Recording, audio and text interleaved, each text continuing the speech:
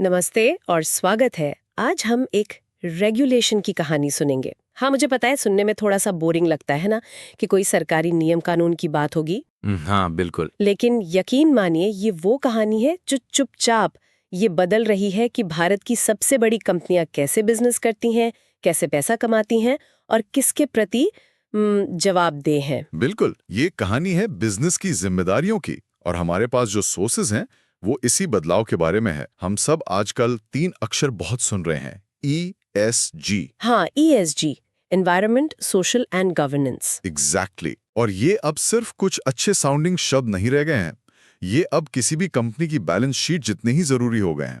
और इसी ESG को भारत में लागू करने का जो फ्रेमवर्क है उसका नाम है BRSR, business responsibility and sustainability reporting. तो आज की हमारी पड़ताल इसी के इर्द गिर्द होगी।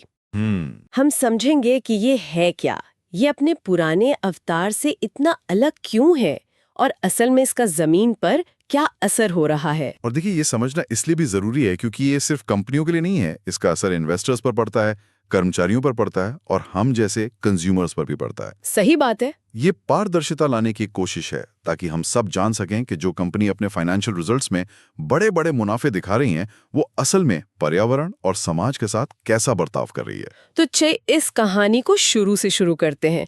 ये BSRS अचानक से तो नहीं आ गया होगा। भारत में कंपनियों से इस तरह की नॉन फाइनेंशियल जानकारी मांगने का सफर ये कैसे शुरू हुआ? इसका एक पूरा विकास हुआ है, एक एवोल्यूशन है जो करीब एक दशक लंबा है।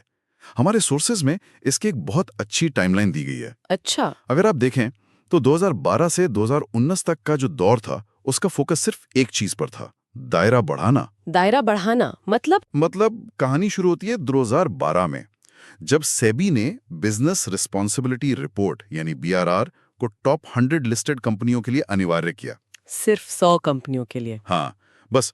फिर 2015 में इस दायरे को बढ़ाकर टॉप 500 कंपनियों तक लाया गया और 2019 तक ये टॉप 1000 कंपनियों तक पहुंच गया। तो पहले 7-8 साल फोकस सिर्फ ज्यादा से ज्यादा कंपनियों को इसके अंडर लाने पर था। समझ गई। तो पहले स्टेज में बस कवरेज बढ़ाई जा रही थी, लेकिन फिर खेल बदला। हाँ, 2021 के बाद खेल पूरी तरह बदल गया।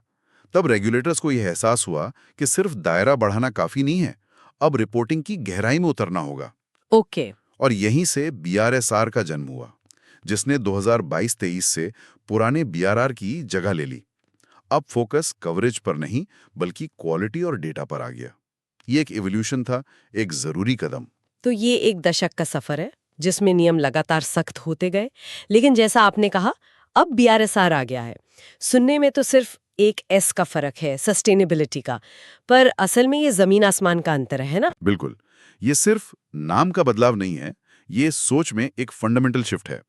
हमारे सोर्स में एक चार्ट है जो इन दोनों के बीच के फर्क को बहुत साफ दिखाता है। सबसे बड़ा अंतर रिपोर्टिंग के तरीके में है। पुराना BRR ज्यादातर क्वालिटेटिव था, मतलब कंपनियां अपनी नीतियों के बारे में, अपने अच्छे इरादों के बारे में लंबी चौड़ी बातें लिख सकती थीं। अच्छा, मतलब एक तरह से कहानी सुनाने जैसा कि हम पर्यावरण के लिए बहुत कुछ करते हैं, हम कर्मचारियों का बहुत ध्यान रखते हैं, इस तरह की बातें। एग्जैक्टली, बिल्कुल यही। लेकिन BRSR ने आके कहा, बातें नहीं, आंकड़े दिखाओ। ये क्वालिटेटिव से क्वांटिटेटिव की तरफ एक बहुत बड़ा कदम है। डेटा। हाँ, डेटा। अब आप ये नहीं कह सकते कि आप पानी बचाते हैं, आपको बताना पड़ेगा कि आपने पिछले साल कितना पानी इस्तेमाल किया, इस साल कितना किया और प्रति यूनिट प्रोडक्शन आपकी वाटर कंजम्पशन कितनी है। ओह। तो ये सिर्फ सवालों की गिनती बढ़ाना नहीं है जो 59 से बढ़कर 140 हो गई है, ये सोच में बदलाव है। अब सेबी कह रहा है, आप कितने ग्रीन हैं ये बताइए नहीं, दिखाइए। This shifts the entire burden of proof onto the company. 140 सवाल, और वो भी डेटा बेस्ड, ये तो बहुत बड़ा बदलाव है। और सोर्स के चार्ट में एक और दिलचस्प बात लिखी है। BRSR में 2 तरह के इंडिकेटर्स हैं, एसेंशियल और लीडरशिप। इसका क्या मतलब है? ये एक बहुत स्मार्ट तरीका है कंपनियों को मोटिवेट करने का। एसेंशियल इंडिकेटर्स वो हैं जो सभी टॉप 1000 कंपनियों को भरने ही भरने हैं। ये बेसिक कंप्लायंस है। ओके, ये तो अनिवार्य हो गया। हाँ, लेकिन लीडरशिप इंडिकेटर्स स्वैच्छिक हैं, मतलब वॉलंटरी। ये उन कंपनियों के लिए हैं जो सिर्फ नियमों का पालन नहीं करना चाहती बल्कि इंडस्ट्री में लीडर बनना चाहती हैं। अच्छा। वो इन पर रिपोर्ट करके दिखा सकती हैं कि वो दूसरों से कितना आगे हैं। तो एक तरफ मिनिमम स्टैंडर्ड सेट किया गया है और दूसरी तरफ बेहतर करने वालों के लिए एक प्लेटफॉर्म भी दिया गया है। तो ये साफ है कि BRSR बहुत ज्यादा डिटेल्ड, डेटा ड्रिवन और ज्यादा जवाबदेह बनाने वाला फ्रेमवर्क है। चलिए इसके ढांचे को थोड़ा और समझते हैं। इसके 3 सेक्शन हैं: जनरल, मैनेजमेंट एंड प्रोसेसेस और principle wise performance. Section A और बी तो काफी सीधे लगते हैं, कंपनी की बेसिक जानकारी और उनकी पॉलिसीज के बारे में। लेकिन ये सेक्शन सी जो प्रिंसिपल वाइज परफॉर्मेंस की बात करता है, ये क्या है? यही यूं समझिए कि यही बीआरएसआर का दिल है। अच्छा। सेक्शन सी भारत सरकार की national guidelines on responsible business conduct या NGRBC पर आधारित है। इन गाइडलाइंस में 9 सिद्धांत या 9 प्रिंसिपल्स दिए गए हैं। ओके। बीएसआर कंपनियों से कहता है कि वो इन 9 सिद्धांतों पर अपनी परफॉर्मेंस को क्वांटिटेटिव और क्वालिटेटिव दोनों तरीकों से रिपोर्ट करें। 9 सिद्धांत, ये तो बहुत व्यापक लगता है। मुझे लगता है प्रिंसिपल 6 जो पर्यावरण से जुड़ा है उस पर सबसे ज्यादा नजर होगी, क्योंकि क्लाइमेट चेंज आज सबसे बड़ा मुद्दा है। आपने बिल्कुल सही पकड़ा। क्या इसमें कंपनियों को ठोस आंकड़े देने पड़ते हैं? हाँ, प्रिंसिपल 6 जो कहता है respect, protect and make efforts to restore the environment, शायद सबसे ज्यादा डेटा हेवी सिद्धांतों में से एक है। इसके तहत कंपनियों को अपनी कुल एनर्जी कंजम्पशन बतानी पड़ती है, जिसमें रिन्यूएबल और नॉन रिन्यूएबल का ब्रेकअप हो। बिल्कुल, वो भी बताना पड़ता है। उन्हें अपने स्कोप 1 और scope 2 green house gas emissions की जानकारी देनी पड़ती है, अपनी वाटर कंजम्पशन की पूरी डिटेल देनी पड़ती है। ये सब ठोस आंकड़े हैं जिन्हें छुपाया नहीं जा सकता। और दूसरे सिद्धांत किस बारे में हैं, जैसे कर्मचारियों या मानवाधिकारों से जुड़े हुए? हाँ बिल्कुल, प्रिंसिपल 3 है promote the wellbeing of all employees. इसके तहत कंपनियों को अपने परमानेंट और टेम्पररी कर्मचारियों का पूरा ब्यौरा, महिलाओं और पुरुषों का अनुपात और सेफ्टी रिलेटेड इंसिडेंट्स जैसे आंकड़े देने होते हैं। अधिकारों का सम्मान करने पर है। और प्रिंसिपल 8 समावेशी विकास की बात करता है, जिसमें CSR यानी कॉर्पोरेट सोशल रिस्पॉन्सिबिलिटी के खर्च का पूरा हिसाब देना होता है। तो ये 9 सिद्धांत मिलकर एक कंपनी के पूरे ESG फुटप्रिंट का 360 डिग्री व्यू देते हैं। इसी में एक और नया कॉन्सेप्ट जुड़ा है, BRSR कोर। ये इन 9 सिद्धांतों से कैसे जुड़ा है? BRSR कोर इस फ्रेमवर्क को और भी मजबूत बनाने का अगला कदम है। SEB ने क्या किया कि इन 9 सिद्धांतों में से कुछ सबसे जरूरी KPIs मतलब की परफॉर्मेंस इंडिकेटर्स को चुना और उन्हें BRSR कोर का नाम दिया है। अच्छा। और खास बात यह है कि इन कोर KPIs के लिए कंपनियों को सिर्फ रिपोर्टिंग ही नहीं करनी, बल्कि उनका रीजनेबल अश्योरेंस भी करवाना होगा।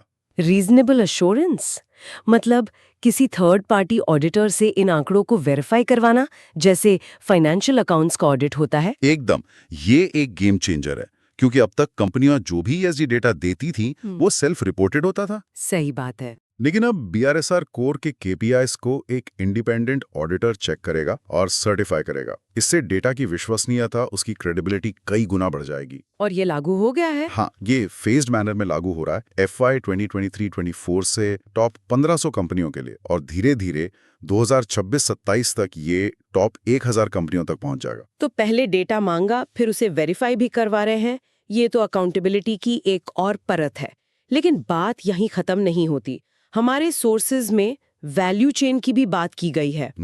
इसका मतलब तो ये हुआ कि अब एक बड़ी कंपनी की जिम्मेदारी सिर्फ अपनी फैक्ट्री की 4 दीवारी तक नहीं रही, बल्कि उसके सप्लायर्स और डीलर्स तक पहुंच गई है। What's fascinating here is कि आप बिल्कुल सही समझ रही हैं। ये शायद BRSR का सबसे दूरगामी असर डालने वाला पहलू है। ओके। सेबी अब कह रहा है कि बड़ी कंपनियों को न सिर्फ अपने ऑपरेशंस बल्कि अपनी वैल्यू चेन के ESG परफॉर्मेंस के बारे में भी जानकारी देनी होगी। पूरी वैल्यू चेन? पूरी नहीं, वैल्यू चेन में उनके वो टॉप अपस्ट्रीम यानी सप्लायर्स और डाउनस्ट्रीम यानी डिस्ट्रीब्यूटर्स, पार्टनर्स शामिल हैं, जिनसे उनकी कुल खरीद या बिक्री का 75% हिस्सा आता है। वाह। तो अगर एक बड़ी कार कंपनी है तो उसे अब अपने उन बड़े सप्लायर से भी ESG डेटा मांगना होगा जो उसे पार्ट सप्लाई करते हैं। हाँ, FY 24-25 से टॉप 250 कंपनियों को ये रिपोर्टिंग कंप्लाई और एक्सप्लेन बेसिस पे शुरू करनी होगी। कंप्लाई और एक्सप्लेन मतलब या तो करो या बताओ क्यों नहीं कर पा रहे। बिल्कुल, या तो वो अपनी वैल्यू चेन का ESG डेटा दें या फिर कारण बताएं कि वो ऐसा क्यों नहीं कर पा रहे हैं। ये एक बहुत बड़ा बदलाव है, क्योंकि अब तक बड़ी कंपनियां कह सकती थी कि उनके सप्लायर्स क्या कर रहे हैं ये उनकी जिम्मेदारी नहीं है। हाँ। पर अब ऐसा नहीं चलेगा। अब उन्हें अपने पार्टनर्स को भी बेहतर ESG प्रैक्टिसेस अपनाने के लिए प्रोत्साहित करना होगा। ये सब सुनने में भी बहुत अच्छा लगता है, ज्यादा पारदर्शिता, ज्यादा जवाबदेही। लेकिन जाहिर है कंपनियों के लिए ये सब लागू करना आसान नहीं होगा। उन्हें किन चुनौतियों का सामना करना पड़ रहा है? बिल्कुल, ये एक बहुत बड़ा ट्रांजिशन है। हमारे सोर्स में 3 मुख्य चुनौतियां बताई गई हैं। पहली तो यही है कि रिपोर्टिंग की जरूरतें बहुत तेजी से और बहुत ज्यादा बढ़ गई हैं। जैसा हमने बात की, 59 सवालों से सीधे 140 सवाल, और वो भी ज्यादातर क्वांटिटेटिव। इसके लिए कंपनियों को अपने अंदर नए डेटा कलेक्शन सिस्टम बनाने पड़ रहे हैं, नई टेक्नोलॉजी लगानी पड़ रही है और अपने लोगों को ट्रेन करना पड़ रहा है। ये सब रातों रात नहीं हो सकता। सही बात है। लेकिन क्या ये भी एक सच्चाई नहीं है कि कई कंपनियां इसे बस एक और कंप्लायंस का बोझ समझ रही हैं? मतलब असल में बदलाव लाने की उनकी नीयत नहीं है, बस किसी तरह रिपोर्ट फाइल कर दो वाली मानसिकता। ये एक बहुत वैलिड पॉइंट है और ये हमारी दूसरी चुनौती से जुड़ा है, जो है क्रॉस डिपार्टमेंटल इनपुट्स की जरूरत।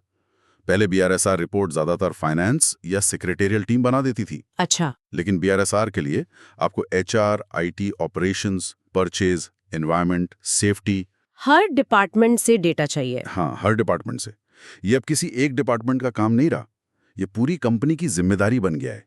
जब तक कंपनी का top management, board of directors इसे सिर्फ कंप्लायंस की तरह नहीं बल्कि बिजनेस स्ट्रैटेजी का हिस्सा नहीं मानेंगे, तब तक वो टिक बॉक्स वाली मानसिकता बनी रहेगी। और तीसरी चुनौती? तीसरी चुनौती स्टेक होल्डर्स की बढ़ती उम्मीदों से आती है। देखिए, BRSR सिर्फ एक रिपोर्टिंग टूल नहीं है। ये कंपनियों की सोच को कोई नुकसान ना करने, यानी डूइंग नो हार्म, से आगे ले जाके बदलाव के लिए सक्रिय रूप से योगदान करने, यानी contributing proactively for a change के लिए प्रेरित कर रहा है। अच्छा। तो जब कंपनियां इतना सारा डेटा पब्लिक करती हैं, तो इन्वेस्टर्स, NGOs और ग्राहक भी ज्यादा सवाल पूछते हैं। वो अब सिर्फ दावों से संतुष्ट नहीं होते, वो एक्शन देखना चाहते हैं। ये एक तरह का सकारात्मक दबाव बनाता है। तो आज की इस बातचीत से ये तो साफ है कि BSRR सिर्फ एक और फॉर्म नहीं है जो कंपनियों को भरना है। ये भारत में बिजनेस करने के तरीके में एक बुनियादी बदलाव का संकेत है। ये पारदर्शिता, जवाबदेही और स्थिरता को बिजनेस के कोर में लाने की एक बहुत बड़ी और सोची समझी कोशिश है। एकदम सही। If we connect this to the bigger picture, तो ये कदम न सिर्फ कंपनियों को दुनिया के बेस्ट प्रैक्टिसेस के बराबर ला रहा है, बल्कि ये उन्हें भविष्य के लिए ज्यादा रेजिलिएंट भी बना रहा है। सही कहा। जो कंपनियां आज अपनी ESG परफॉर्मेंस पर ध्यान दे रही हैं, वो कल के रेगुलेटरी, क्लाइमेट और सोशल रिस्क्स के लिए बेहतर तरीके से तैयार होंगी। ये एक लॉन्ग टर्म वैल्यू क्रिएशन का रास्ता है, जो सिर्फ तिमाही मुनाफे से कहीं आगे है। और जाते जाते एक सवाल सोचने के लिए छोड़ते हैं। जैसा कि हमने देखा, ये रिपोर्टिंग अब वैल्यू चेन तक फैल रही है, जिसमें हजारों छोटे और मंझले MSME पार्टनर्स भी शामिल होंगे। तो इन बड़ी कंपनियों का अपने सप्लायर्स पर बेहतर ESG प्रैक्टिसेस अपनाने का जो दबाव पड़ेगा, क्या वो इन छोटे बिजनेस के लिए एक मौका बनेगा, जिससे वो भी ग्लोबल स्टैंडर्ड्स अपनाकर ज्यादा कंपेरेटिव बन पाएंगे? या फिर कंप्लायंस का ये नया बोझ उनके लिए एक नई आर्थिक और प्रक्रियात्मक चुनौती बनकर उभरेगा? इस सवाल का जवाब शायद आने वाले कुछ सालों में भारत के बिजनेस लैंडस्केप को एक नया आकार दे।